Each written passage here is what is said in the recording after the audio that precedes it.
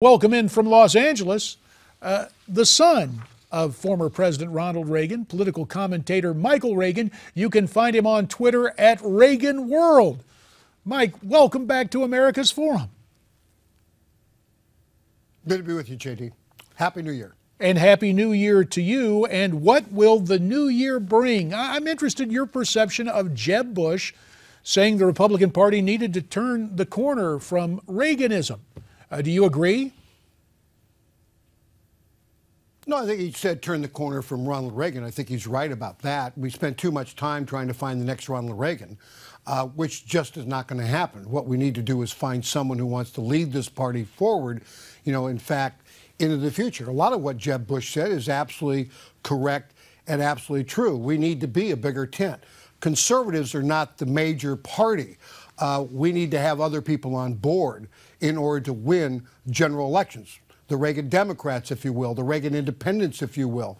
We have to find areas of agreement with those people, and usually it's in talking about shared values, not Republican, not Democrat, but shared values, just like the governor of New Mexico does, Suzanne Martinez, who just got reelected.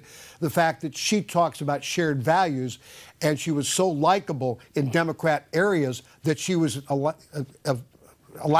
to run another term and win another term there in New Mexico. And it didn't hurt that she followed one biographical trait of your dad. She switched parties from the Democratic Party to the Republican Party. Of course, your dad famously said he didn't leave the Democratic Party, it left him. I understand the notion of inclusiveness, Michael, but there is something that Jeb Bush said last year that could come back to haunt him. Let's listen to it and then get your reaction. The way I look at this is someone who comes to our country because they couldn't come legally. They come to our country because their families, a dad who loved their children was worried that their children didn't have food on the table. And they wanted to make sure their family was intact. And they crossed the border because they had no other means to work, to be able to provide for their family. Yes, they broke the law, but it's not a felony. It's kind of it's an act of love. Michael, is it an act of love? Well, actually, in some ways, it actually is an act of love. I wrote an op-ed piece here about a year ago about I'm waiting for a president to give the corrupt empire speech on the border of Mexico, because it is a corrupt empire down there. And God forbid if you and I were born and raised in Mexico, I'd be doing everything I could to break the same law and come to the United States of America to, in fact, get a job. We have to do something on immigration. We have to sit there and figure this one out. We're not going to kick 11 million people out of the United States of America, but we need to find a way. Now, I'm one of those people who believe the Bracero program worked back in the 1950s and 1960s.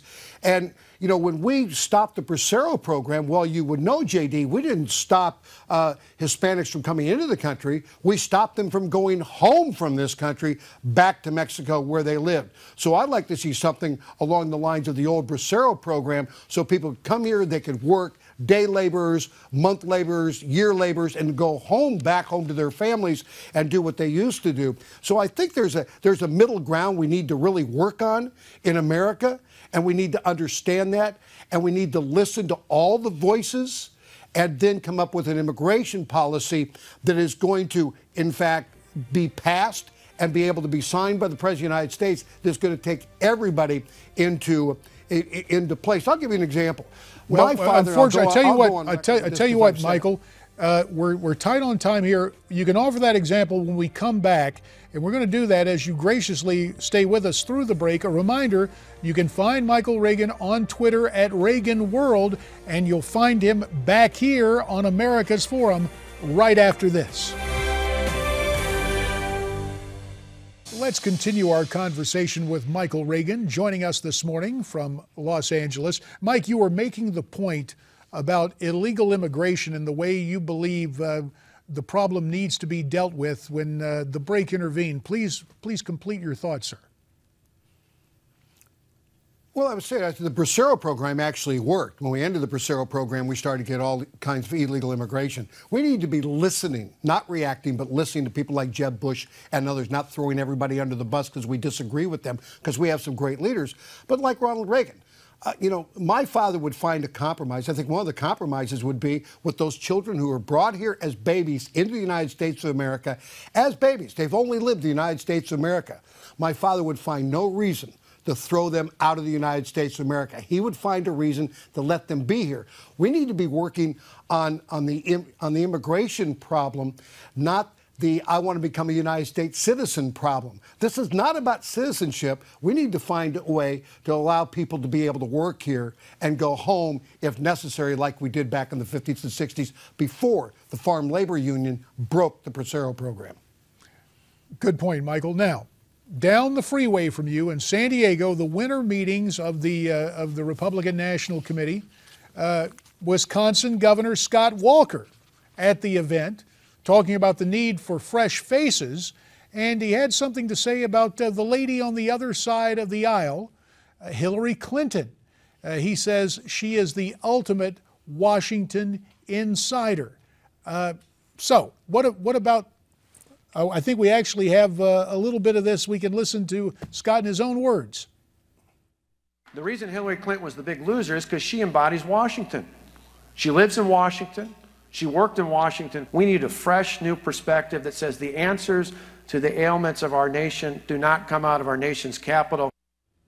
All right, so there is Scott getting up to getting the starting blocks to run for president, engaging with Hillary, the proper theme at a Republican dinner.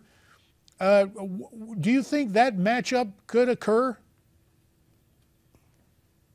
Let me tell you, I hope and I pray, I wrote an op-ed piece on this, I will be voting for Hillary Clinton to receive the nomination of the Democrat Party if she is running for president when she hits California. You, as a Republican or a conservative, should want Hillary Clinton to be the nominee of the Democrat Party. We have a bench, excuse me, we have a bench full of great former governors, senators, congressmen. They have a chair, and the chair is Hillary Clinton. My God, Barack Obama beat Hillary Clinton. If we Republicans can't believe we can beat Hillary Clinton, we should just dump the party right now and just take the next 5, 6, 7, 8 years off till we have somebody else. I want Hillary Clinton to be the nominee of the Democrat Party. And in California, I can vote for her in the primaries in 2016, and I will be voting for her. Thank God she's the only Democrat running. That sounds like a variation on the operation our mutual friend Rush Limbaugh had going in 2008 to get people out to vote for Hillary. So Hillary is vulnerable. You mentioned the strong Republican bench. A name has come up again, former Massachusetts Governor Mitt Romney, who is likewise out there in San Diego at the winter meetings. Third time a charm possibly for Mitt Romney? Well, it'd be the easiest campaign on the planet, just run the debates. But I will tell you this, here's what the Republican Party has to do. And I talked to my daughter, Ashley, about this, 31 years old.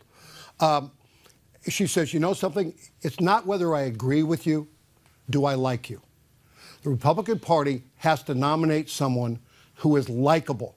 And the 31-year-olds and 36-year-olds like my son Cameron, somebody they can relate to.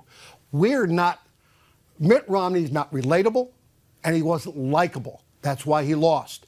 If he wants to win, he has to become both. Jeb Bush, relatable, likable. Scott Walker, relatable, likable.